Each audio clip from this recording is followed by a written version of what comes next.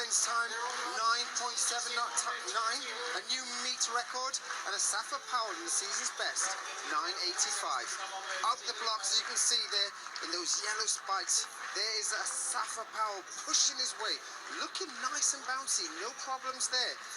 Usain is pulling himself through to just take the victory. And he was pulling himself through. Yes. The head-on shot would be interesting if we see it, but I think he was rocking and rolling a little bit. It wasn't as smooth, it wasn't as fluent as we saw in Rome, was it? No, but he had to work a little bit harder. But, you know, when we see him there, you can see by now in Rome, he was kind of ready looking across at the clock to see how quickly he'd gone. Now it was a work to the tape. And to me, it's a great thing. From here, they both go back home to Jamaica. They line up, and of course, you've got to sneak in there the certain world champion by the name of Usain Bolt, who's got to compete against those two athletes for their place in the Olympic Games for Jamaica. I know, as you say, first three past the post, a brutal system, and fingers crossed he doesn't do what Lewis Francis just did. Yet, there's no room for error at the Jamaican Championships. There's an abundance of great sprinters, you can imagine that. So these three gentlemen themselves, they know what it takes to be the top of the game, and they want to do 1, 2, 3 for Jamaica at the Olympic Games.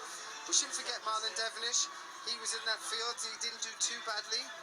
It's a tough field to be in though, goodness gracious, but yeah. And certainly Usain Bolt will be watching that at home, and he'll feel that maybe a bit of weakness there. I say, not quite maybe a step backwards from what we saw in Rome. Nah, it's still about the competition, you know, and there was more on it there. They had to work hard, he drove hard, and he proved that he can actually win races. That is the most important thing. You know, he came through from the back to come and sneak the win in a fast time. You must remember that, 9.79. It's one of the fastest times he's ever run. I know. And for Marlon, probably disappointed, not quite got his time. No, 10.4. Yeah, so 10.4 for Marlon, unfortunately. So he'd be a bit disappointed with that, but he's got the trials as well. Yeah, indeed.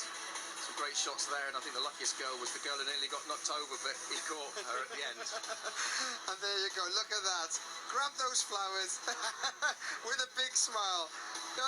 Great stuff, absolutely. Again, the showman all the way. Okay, well that's it from Oslo. Our next Diamond League coverage